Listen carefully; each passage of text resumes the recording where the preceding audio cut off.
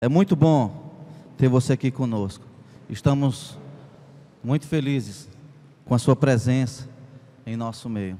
Que Deus ele possa estar te abençoando, possa estar falando ao teu coração, a partir de tudo aquilo que foi feito aqui, que tem sido feito.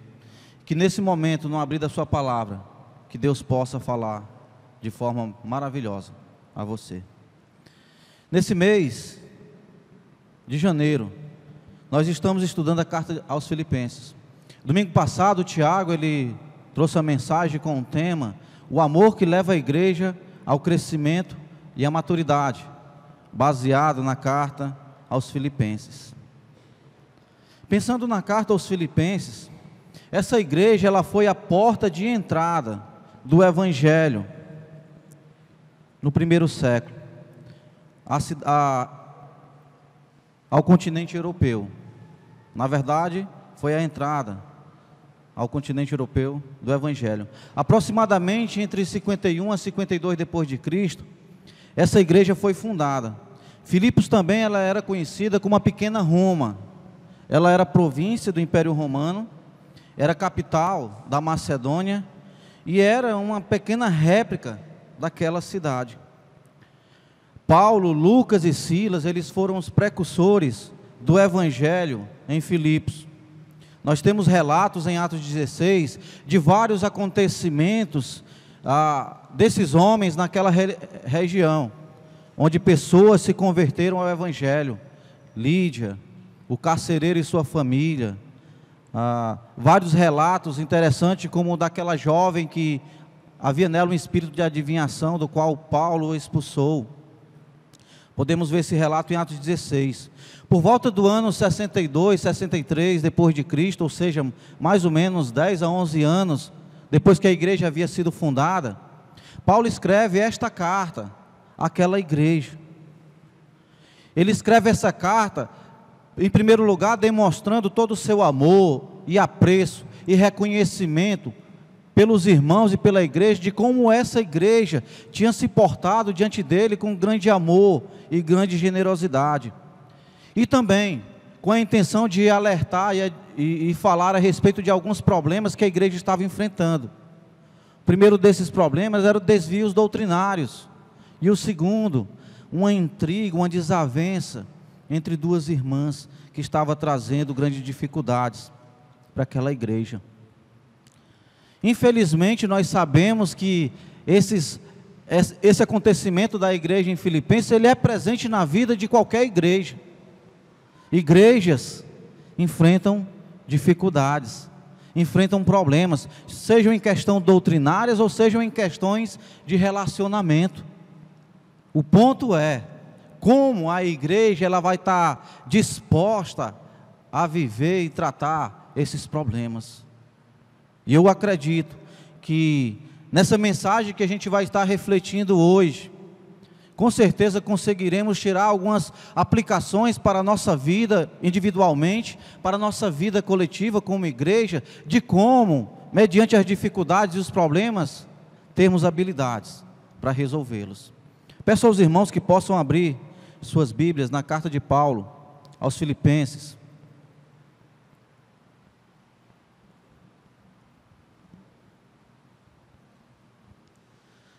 Carta de Paulo aos Filipenses, capítulo 2. A gente vai estar lendo a partir do versículo 5. Eu acredito que esse conselho, esse pedido, essa exortação que Paulo está dando à igreja, ela seja a chave, o segredo, para que todos os problemas, sejam dessa natureza que ele está escrevendo aos Filipenses ou qualquer outra natureza, seja a chave para se resolver esses problemas na vida da igreja. Filipenses capítulo 2, a partir do versículo 5. Leiamos. De sorte que haja em vós o mesmo sentimento que houve também em Cristo Jesus, que, sendo em forma de Deus, não teve por usurpação ser igual a Deus, mas, tomando a forma de servo, fazendo-se semelhante aos homens, e achando na forma de homem, humilhou-se a si mesmo, sendo obediente à morte, e à morte de cruz. Pelo que também Deus o exaltou sobremaneira, e lhe deu o nome que está sobre todo nome, para que ao nome de Jesus se dobre todo o joelho, dos que estão nos céus e na terra e debaixo da terra, e toda língua confesse que Jesus Cristo é o Senhor, para a glória de Deus Pai. Vamos orar. Santo Deus, amado Pai, obrigado a Deus pela Tua palavra, obrigado por esse momento na vida da Tua igreja, onde temos essa oportunidade de refletir sobre a Tua palavra. Que o Senhor possa abrir os nossos ouvidos, os nossos entendimentos, que o Senhor possa me usar, Senhor Deus, para a glória do Teu nome, para falar da Tua parte, falar a Tua vontade, e que nós possamos sair daqui fortalecidos, abençoados pela Tua palavra, em nome de Jesus, amém. Amém. Então o tema da mensagem de hoje será tendo a mente de Cristo. Sabemos que é o desejo de todo e qualquer cristão ser como Jesus, porque cabe ao discípulo ser como o mestre. Então esse deve ser o meu alvo, deve ser o seu alvo e o alvo de todo cristão, ser como Cristo. Ou seja, ter a mente de Cristo é ser e agir como Ele, é fazer aquilo que Ele faria. Mas como nós podemos alcançar esse nível? Será que é possível nós termos a mente de Cristo, nós sermos como Cristo? O que devemos fazer para ter a mente de Cristo, para ser como Cristo? Vamos ver hoje, compartilhando algumas atitudes que Paulo expõe em sua carta, nesses versículos. Cristianismo, ele é feito de atitude, certo? De ação, de atitude. Cristianismo não pode ser vivido ou feito de passismo, a pessoa ser passiva, a pessoa ser omissa, a pessoa ser somente aquela que está ali para receber, sabe? Não, cristianismo é ação, é atitude, e nós vamos ver isso na primeira palavra de exortação de Paulo, quando ele vai dizer: tende em vós o mesmo sentimento de Cristo. Essa palavra de Paulo, ela vem no imperativo, ela vem como uma forma de uma ordem, ou de um pedido, ou de uma exortação, pedindo que os irmãos em Filipos pudessem ter esse desejo, que eles tivessem uma disposição no seu coração, no seu interior, de querer ser como Cristo. Nós jamais vamos conseguir ser como Cristo se nós não quisermos, se nós não lutarmos, não buscarmos, se não houver em nós uma predisposição. É necessário querermos ter este sentimento, tem que haver uma predisposição. Os filipenses, eles estavam enfrentando dificuldade, e eles não iriam conseguir resolver seus problemas de relacionamento, seus problemas doutrinários, se não houvessem neles, no íntimo deles, essa predisposição de querer ser como Cristo. Precisava disso. Nós precisamos ter isso dentro de nós, irmão. Nós precisamos, no íntimo, realmente querer ser como Cristo.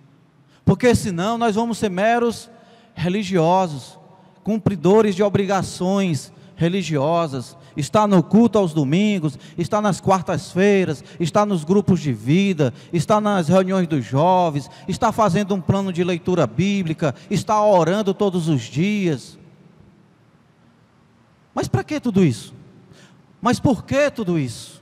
É porque eu quero ser como Cristo. É porque você tem que querer ser como Cristo, senão não adianta.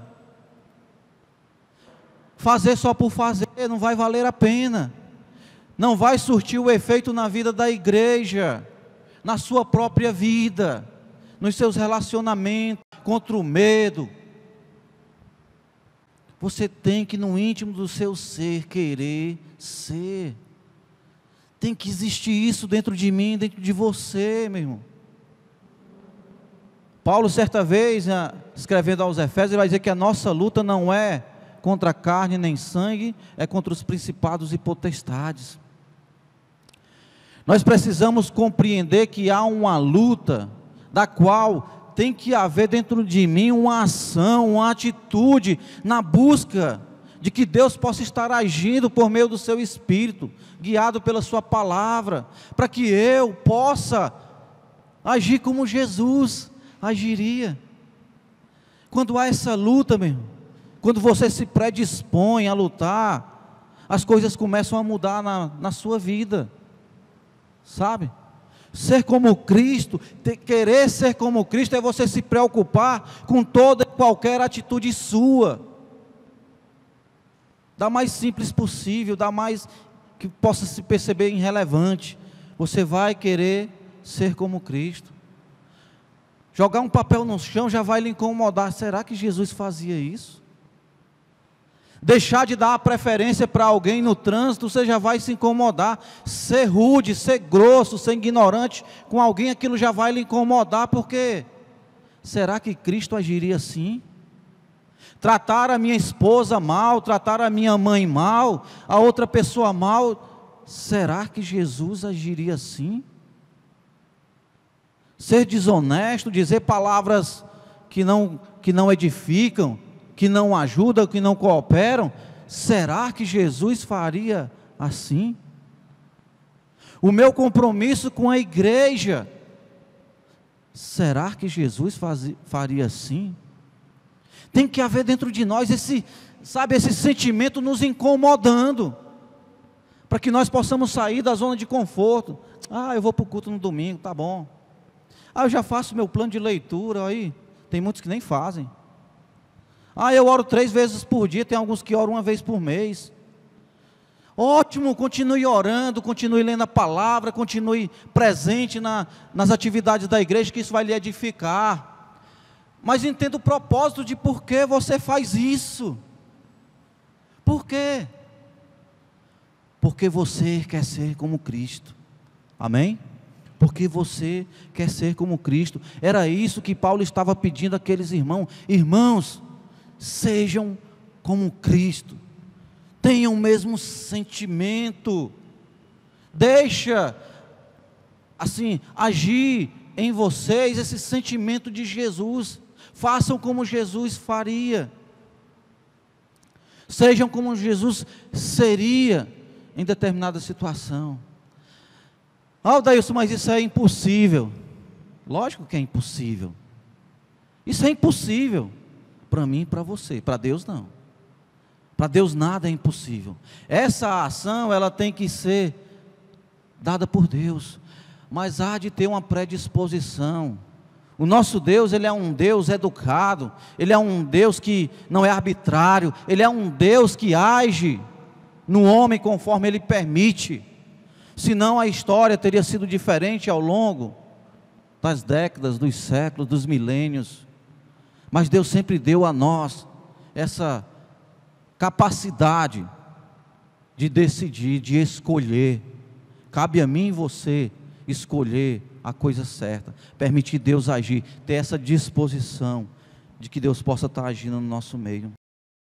Continua no versículo 5,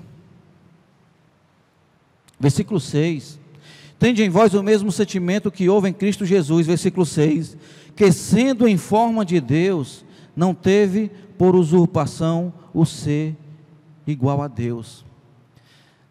Eu fico tentando imaginar o que era isso. Jesus, sendo em forma de Deus, Ele não teve por usurpação o ser igual a Deus.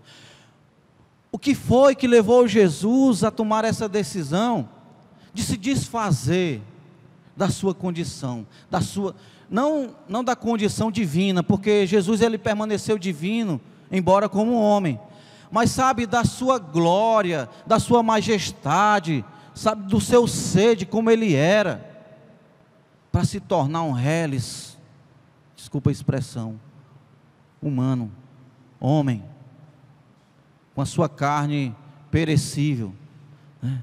com data de validade contada. Jesus se desfez de toda a sua glória. O que é isso? Em primeiro lugar, eu entendo que Jesus, ele sabia quem ele era, a tal ponto de se desfazer de sua condição para servir. Jesus, em forma de homem, ele não tinha um pingo de dúvida de quem ele era.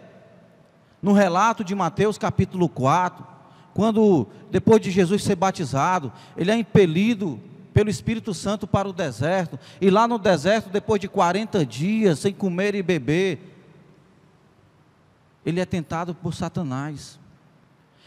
E é interessante que o inimigo, ele vai exatamente nesse ponto, de tentar colocar em dúvida, no coração ou na mente de Jesus, de quem ele era. A primeira indagação de Satanás, eu acho muito parecido com o que aconteceu lá no Jardim do Éden, porque ele tenta Eva do mesmo jeito com a indagação. Foi isso que Deus disse? E ele chega para Jesus e diz: olha, se tu és o Filho de Deus, transforma essa pedra em pão. Jesus necessitado, carente, esvaziado de fome, magro, com seu corpo no limite máximo, e o inimigo, sabendo dessa fraqueza dele: se tu és o Filho de Deus, se tu és o Filho de Deus, colocando em dúvida a pessoa de Jesus. Jesus, ele sabia quem ele era. Ele disse: olha, Satanás, está escrito, nem só de pão viverá o homem, mas de toda palavra que procede da boca de Deus. Jesus não deu trela, não deu brecha para Satanás, nem dizendo: eu sou sim. Ele simplesmente respondeu que ele estava alicerçado em Deus. Ele conhecia Deus, conhecia a vontade de Deus, ele conhecia quem ele era. Ele por 2 vezes tenta Jesus: se tu és o Filho de Deus, atira-te daqui abaixo, porque está ordenado aos anjos que você não sofra dano algum. Jesus sabe: não tentarás ao Senhor teu Deus. Novamente ele não dá trela, porque ele não tinha dúvida, porque ele não tinha dúvida. Dessa forma ele podia sim assumir essa natureza humana, com a plena convicção de que quem ele era, de que em momento algum Deus estaria longe dele, da sua presença. Jesus tinha essa convicção, e isso faria toda a diferença na vida dele. Precisamos, assim como Jesus, reconhecer agora quem somos. Essa é uma atitude importante para que nós sejamos como Cristo. Quem eu sou? Quem sou eu? Quem é você? Que tal 2 Coríntios capítulo 5, versículo 17? Se alguém estar em Cristo, você é nova criatura em Cristo. Eu sou nova criatura em Cristo. Não pode haver em nós nenhuma dúvida sobre essa condição, sobre essa nova natureza. Deus nos recriou em Cristo. Deus nos fez nova criatura em Cristo. Eu não posso em momento algum esquecer disso. Você não pode em momento algum esquecer disso. Porque se eu me lembro a todo momento que eu sou uma nova criatura, eu vou cuidar das minhas práticas velhas, antigas. Aquilo não é mais para fazer parte da minha vida. Efésios capítulo 4. Rogo que vos despojeis do velho homem, que se corrompe com as suas concupiscências, mas vos revistais do novo homem, que se renova a cada dia. Próprio Filipenses capítulo 1, versículo 6, aquele que começou a boa obra em nós, há de aperfeiçoar até o dia de Cristo. Somos nova criatura. Quando a gente estava tendo discipulado, eu e o Júnior, eu disse: Júnior, coloca esse versículo na porta da tua geladeira.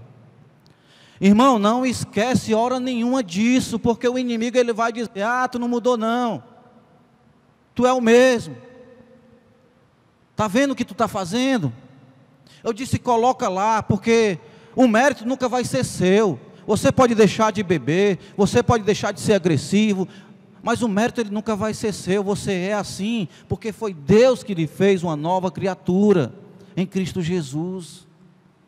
Nós precisamos lembrar disso em todos os momentos, porque o inimigo ele vai nos acusar, ele vai estar sempre fazendo isso em nossas vidas. Também nós não podemos nos enganar com posições de destaque, achando que somos mais cristãos ou menos cristãos pelo que nós fazemos. Ah, mas eu prego todo domingo. Não é porque eu prego todo domingo que eu sou cristão, não é porque eu oro que eu sou cristão, não é porque eu faço isso ou aquilo que eu sou cristão. Eu sou cristão porque Jesus me recriou, porque Deus me recriou em Cristo. Eu sou nova criatura porque Jesus pagou o preço dos meus pecados, e eu devo viver de tal forma que esse sacrifício ele sempre seja lembrado na minha vida, tenha relevância na minha vida. É assim que eu devo viver. Irmãos, coloquem na porta das suas geladeiras: eu sou nova criatura em Cristo Jesus.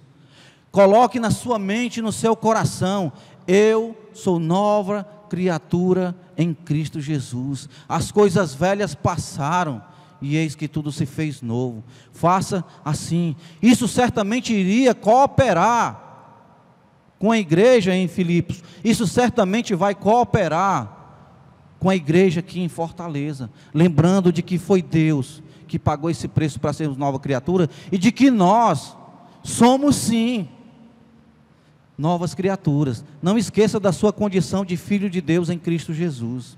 Amém? Terceiro, continua no versículo 7. Tende em vós o mesmo sentimento que teve Cristo Jesus, mas aniquilou-se a si mesmo, tomando a forma de servo, fazendo semelhante aos homens, achado em forma de homem, humilhou-se a si mesmo, sendo obediente até a morte, e morte de cruz. Ter o mesmo sentimento de Jesus. O que Jesus fez? Ele deixou a sua condição para servir. O Evangelho de João, capítulo 1, versículo 1, diz que no princípio era o Verbo estava com Deus, e o Verbo era Deus. No versículo 14 ele vai dizer que o Verbo se fez carne, e habitou entre nós, e nós vimos a sua glória como unigênito do Pai, cheio de graça e de verdade. O Verbo se fez carne. Jesus se humilhou, ele desceu do trono da graça, ele era coroado de toda glória, de toda majestade. Ele se humilhou, ele se esvaziou, ele deixou a sua condição para se tornar servo, para fazer aquilo que todos nós já sabemos, para pagar o preço dos nossos pecados. Os irmãos em Filipos não podiam em momento algum esquecer disso, porque quem esquece disso, Paulo vai mencionar isso em sua carta, se torna inimigos da cruz, vai achar que é salvo por um cumprimento de várias regras, de mandamentos, de normas pré-estabelecidas, de regras que têm que ser seguidas. Não, nós somos salvos porque Deus, na sua infinita misericórdia, Ele deixou a sua condição, sofreu tudo aquilo que era para nós sofrermos, Ele foi esmagado e moído pelas nossas iniquidades. A igreja não podia esquecer isso, e nós, como igreja do Senhor também, 2000 anos depois, não podemos esquecer essa verdade. Por que que nós estamos aqui? Porque Deus se fez carne, porque Jesus desceu do trono da graça, Deus se desfez de toda a sua condição, para se tornar como um de nós, na sua infinita graça e misericórdia. Ele se humilhou a si mesmo. Quantas vezes eu e você, nós estamos dispostos a sair do nosso trono, a se humilhar, a ser como Cristo, Quantos de nós, às vezes, endurecemos o nosso pescoço? Quando era menina, minha mãe tinha arrumação de dizer isso. Ela dizia: esse menino está endurecendo o pescoço. Ou seja, ele não quer se encurvar, ele não quer se humilhar, ele não quer dar o braço a torcer. Quantas vezes nós esquecemos que precisamos ser como Cristo? E ser como Cristo, meu irmão, minha irmã, significa se humilhar. Às vezes eu preciso passar por baixo, pagar o preço. Eu preciso ser vencido naquilo que eu penso, que eu acho, que eu quero. Eu preciso lembrar do outro. Porque o que fez Jesus descer da sua condição, deixar o seu trono, é porque Ele olhou para mim, para você, para a humanidade. E Ele disse: eles precisam de mim. Eles precisam que eu faça isso. Quantas vezes eu e você temos deixado de reconhecer isso no meio da igreja? Não, mas eu quero assim, vai ser desse jeito. Não, mas eu sou o líder aqui desse ministério, eu sou o líder disso aqui, é eu que faço isso. Quantas vezes nós temos esquecido de ter a atitude de Cristo, se humilhar, sabe? Descer o degrau. Danilo, há uns meses atrás, ministrando sobre essa passagem, ele usou um exemplo: descer o degrau. Não tem ninguém no nível maior. Quem estava no nível maior desceu, que era Jesus. Será que há algum homem que possa estar no nível de Jesus? Nunca, eternamente. Ele desceu. Quem sou eu? Quem é você para ser maior do que o outro? Temos que estar no mesmo nível, ou às vezes estar no nível abaixo, ou se colocar no nível abaixo, para que esse irmão possa ser ajudado, para que ele possa ser servido, para que a gente possa ajudar ele a crescer em Cristo, a se edificar. Também não é se colocar na condição de capacho para alguém ficar pisando e pisoteando, não. Isso é racional. Jesus fez isso de forma racional. Ele amava com entendimento, e Ele se predispôs a fazer isso para que aqueles que venham a crer nessa atitude dEle possam ser salvos. Se a pessoa pisoteia Jesus e não crê, ela vai ter o pagamento, as consequências disso. Nós vamos descer da condição, nós vamos se humilhar na busca de abençoar e de servir. Não é ser capacho, não é ser ultrajado, é abençoar e servir. Mas é preciso se humilhar, é preciso a gente ter esse mesmo sentimento de Cristo. É necessário ter esse sentimento de Cristo.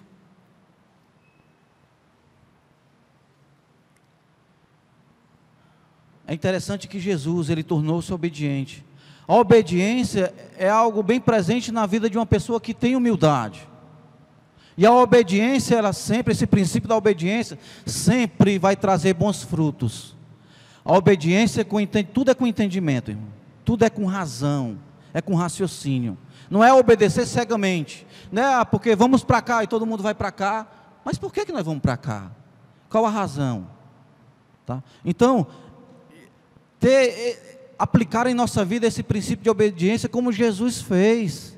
Jesus foi obediente em tudo, desde Ele deixar a sua condição até a cruz do Calvário.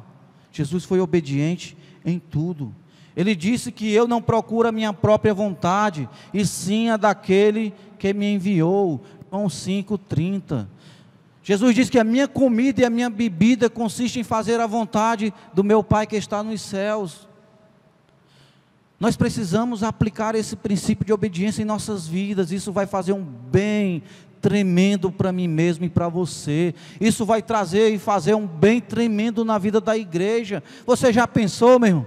Todos nós sendo obedientes a Cristo, de forma intencional, de forma inteligente, de forma racional. Como isso seria maravilhoso no nosso meio. Essa igreja, ela iria, avançar, crescer de forma maravilhosa, como fez a igreja no primeiro século. Às vezes é que nós somos difíceis de obedecer. Parece que travamos o nosso entendimento, fechamos a porta do entendimento, não permitimos Deus agir como Ele quer agir em nossas vidas. Precisamos aplicar esse princípio em nossa vida.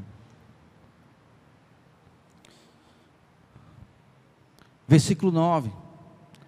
Pelo que também Deus o exaltou sobremaneira, lhe deu o nome que está sobre todo nome, para que ao nome de Jesus se dobre todo o joelho, dos que estão nos céus e na terra e debaixo da terra, e toda língua confesse que Jesus Cristo é o Senhor, para a glória de Deus Pai. A recompensa de Deus. O nosso Deus, Ele sempre dá um mandamento, Ele sempre fala algo para nós seguirmos, fazermos, e sempre tem uma recompensa sobre isso. Jesus, Ele foi recompensado por tudo aquilo que Ele fez. Jesus, Ele foi recompensado, não porque só a questão da glória em si, porque Ele já era cheio de glória, Ele já era glorificado pelos anjos, pelas potestades. Jesus já vivia na sua glória eterna, mas o fato de Ele ter alcançado o objetivo que havia sido proposto de salvar a humanidade, o eterno propósito de Deus de salvar o homem, se cumpriu por causa da obediência de Cristo, e Ele foi recompensado por essa obra maravilhosa. Há recompensas para mim, para você, para toda a igreja, para todos aqueles que estão em Cristo Jesus, e nós precisamos saber que nosso Deus, Ele é fiel para cumprir com aquilo que Ele promete. Há um galardão que nos espera, há uma coroa para cada um de nós. Você crê nisso? Eu preciso viver todos os dias da minha vida pensando nisso, porque senão eu vou querer pegar as coroas que tem por aqui na terra. Eu vou me apegar a qualquer coroa velha que se enferruja, que alguém rouba, que alguém tira, que cai da minha cabeça. Se eu não tiver isso todos os dias guardado no meu coração, há uma coroa maravilhosa esperando por mim, que nada pode tirar de mim, nem a morte, nem a vida, nem os principados, nem as potestades, nem a altura, nem a profundidade, nem a largura, nem qualquer outra criatura pode tirar essa coroa de mim que foi dada por Cristo Jesus, o nosso Senhor. Que nós possamos viver todos os dias com essa convicção. Certamente essa atitude na igreja de Filipos iria fazer toda a diferença na vida deles. Certamente, essa atitude no nosso meio, de ser como Cristo, vai fazer toda a diferença na nossa vida como igreja. Que o Senhor nos abençoe. Que nós possamos, como igreja, dia a dia, irmão, ter isso em mente. Ser como Cristo. Ter a mente de Cristo. Que o Senhor nos abençoe, em nome de Jesus. Marcos. Obrigado, Adailson. Bom dia, igreja. Que a graça, na paz do Senhor. Amém? Monteiro.